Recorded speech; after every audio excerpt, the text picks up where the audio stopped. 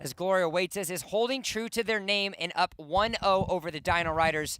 It is week 3 in North America for the Valor series, ladies and gentlemen. Let's get down to it.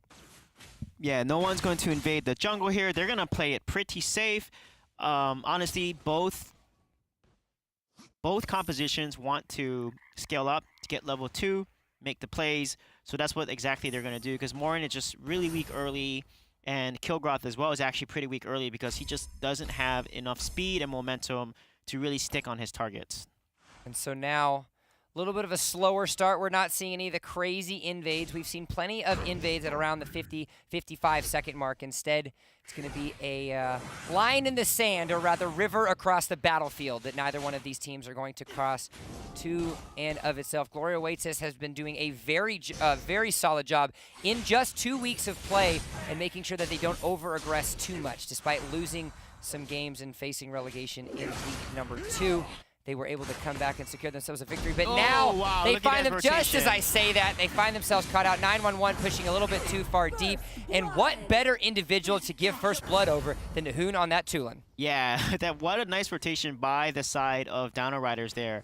And you can see Omen is matched up against Lubu. He did get the Vision Bird, which is going to put Omen level 4 before Lubu does. But once Lubu turns level 4, Omen, he can stand his ground against Omen. So if Omen decides to ult him using Death's Embrace, Lubu can stand his ground and just fight him inside that circle. So this is the key for side lane there is Lubu cannot fall behind though. Once he falls behind against an Omen, he will lose them that duo matchup. As long as he stays even, he needs to win the Dragon side because it's so critical. And you can see here, Glory Waits is already posturing, and they may try to position here to take the Dragon, but nice rotation of Dino Riders to dissuade that. As now the Abyssal Dragon has been angered, came out of his pit, but he's just going to go right back, doesn't want to feast on anybody just now, as we're at 2.5 minutes into this game. Like you said, the bot lane matchup, the Dragon side matchup is something we have to keep out for CLZ and ZK. CLZ took it to ZK's test in game number 1, hopefully trying to see if he can do that himself again, as now Shozen's going to be able to go inside with the Thane's going to force Bay to try to get himself knocked out. He is only level 2, mind you, not something that you're going to want to be at, and Bay is going to go into the death timers as Hoon's going to find himself in a difficult situation, but Hoon will end up actually picking up that kill. ZK picking himself up as well. That's going to be a 2-for-1 so far in favor of Gloria Waitis, but now the battle has happened. Max is trying to get himself a kickback onto Yikes. He does just that.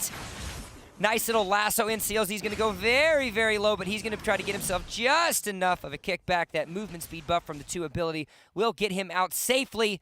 However, you still have an advantage, 500 gold in favor of the Dino Riders. Yeah, CLZ played Omen so well there, able to use the pull and grab him back to secure the kill.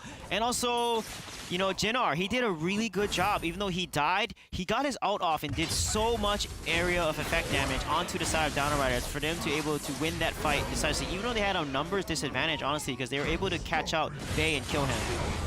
Dino Riders are able to secure themselves that first Abyssal Dragon. Endure is being forced out by Hoon, but he ends up going down in the meanwhile. So the talent doesn't matter because you're a talentless now, my friend.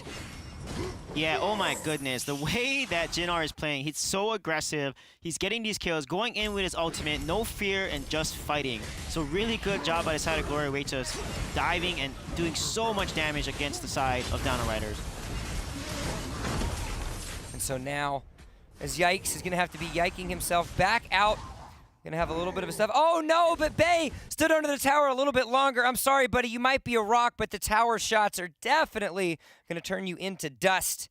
As he ends up getting back to the gray screen. 200 gold separates the 2 teams, near negligible.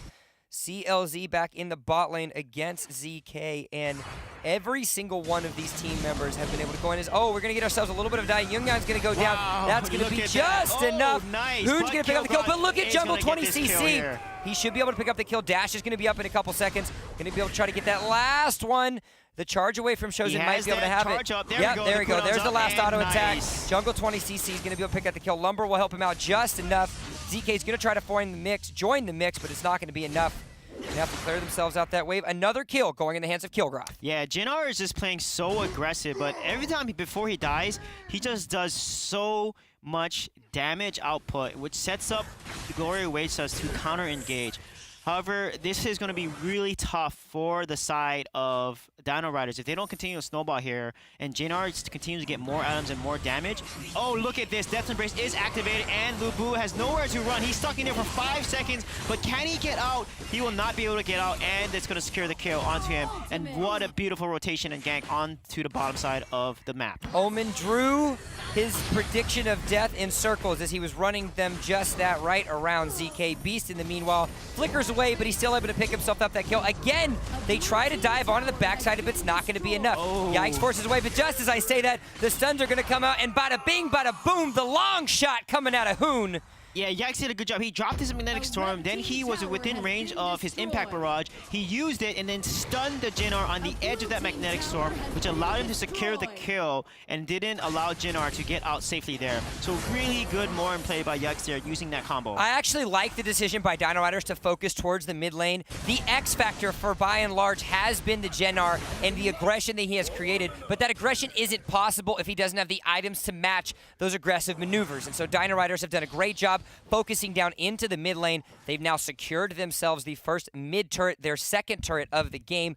Gloria awaits us now starting to fall behind. Yeah, they are. And when you fall behind, you're not going to be able to counter-initiate as well, because with a team that's ahead of you, they're going to output and dish out way more damage than you. And this is something they need to be cognizant for, because if they try to trade evenly here, they may end up trading negatively and losing more deaths over to the side of But Dino here's where things might get scary. Dino Riders trying to get themselves another sneaky Baron. It's at about 30% HP, but Gloria Waits knows it's there, but it doesn't matter because Hoon is able to pick up the kill on a Young, and now the battle has started. Jungle 20cc is trying to combat as many members as he can. Bay is very low. Hoon's going to pick himself up a double kill. CLZ is going to try to get the chase on a ZK. The last little auto attack of the whip is going to do it, but 911 is going to be able to pick up that kill as well. 3 for 2 in favor of the Dino Riders. CLZ and Jungle 20c are going to walk away. Yikes. Don't think he's going to be able to pick up that kill, and just like that, trades have happened, but they stopped the Dark Slayer. Yeah, my God, Hoon on that Tulin. He did such a good job landing the Thunderbird ultimate. Again, that ultimate from Tulin does 30% of your missing health. So when you're that low, JNR get immediately deleted, and then it refreshed his ability, had an 80% cooldown reduction, and reset his entire Thunder Clap passive, and build up 5 stacks of that Thunderbolt and allowed to then do more damage. He used the Thunderbird again to get that second kill. Oh my goodness. So Hoon is just playing like a god in this Tulin right now. They need to focus and they need to address how Hoon is playing, because he is carrying so well in this Tulin right now. 7, 1, and 2. He has Orb of the Magi completed as well as Rhea's Blessing. The damage output that he has at his disposal is unbelievable, as Abyssal Dragon number 3 is going fairly uncontested. The Dino Riders being able to pick that up. Oh, they're actually going to disregard the Abyssal Dragon. They want to try to see if they can protect themselves. I like the decision. Back off. We have the lead. Any way that they can defend these mid turrets, things are going to go better, because the less minion pressure that Gloria Waits can create, the better off of a chance Dino Riders have. Yeah, now Gloria Waits us. They need to get a pick here. You know, in a lot of these fights, going head to head like that, JNR is just not working out because he's behind. You can't go aggressive when you have a level 12 carry on the other side, having much more items than you.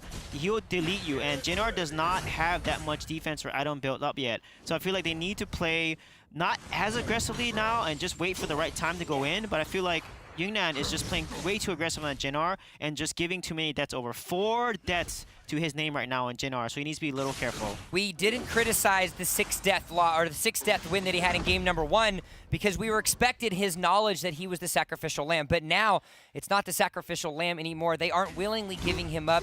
He is being taken away. The Dino Riders' aggression is definitely showing suit, as now the fight continues. It's going to be a soft little rotate there. Jungle 20cc is trying to go into the back, but the kiting out of Yikes is real. Jinnar is going to be able to go back to the gray screen, and I love the kite back coming out of Yikes. CLZ finally is onto the backside of the map. He has the ultimate available. Now he decides to pop it, but it doesn't matter because 4 members of Dino Riders are lurking around the wayside. That's going to be a 4 for 0.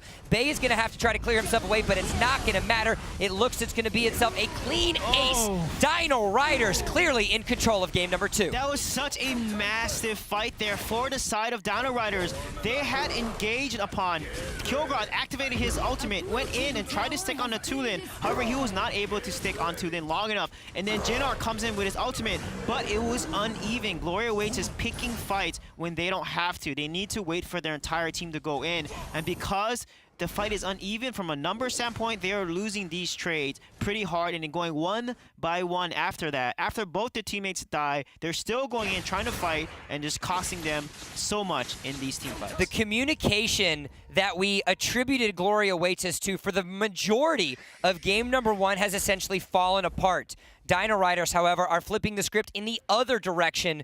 Communication across the board. However, when you can take a look at your scoreboard and see that your 2 main carries, Yikes and Hoon, are sitting at 4, 1, and 8, 9, 1, and 4 respectively, you are certainly going to be happy about yourself. Yeah, but look at the levels, 13s, 15s versus 11s and 12s. That's something that, you know, Gloria Waits, they can't fight. They should not be trying to initiate. They should not be fighting, especially with Darkslayer being taken. They need to play really safe and not let these little pokes happen here. They got to protect the wave and clear the wave and not lose a tower.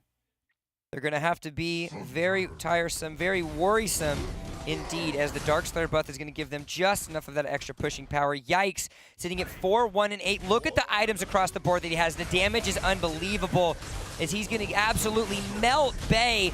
Those rocket shots are going to destroy the Rock himself, as now the split decision is going to have to be made. Do we attack the tower? Do we attack the kills? Hey, what the heck? Why don't we take all of it, says Dino Riders, as they secure themselves a kill onto CLZ. Super Minions are going to be out, but now you're going to have a dive onto the backline. Legendary goes soon, as 911's attempt to get to the backline gets shut down right on the mark. That's going to be 3 dead, and it looks like with the minions pushed in, this could potentially be game. Yeah, they're doing such a good job kiting for Yikes here. When Morin has full stacks, he has 26+% lifesteal, so he's really hard to take down when he has his full stacks, and that's exactly what happened. A decisive engage under tower, they take the tower and end the game. Very well played by Dino Riders.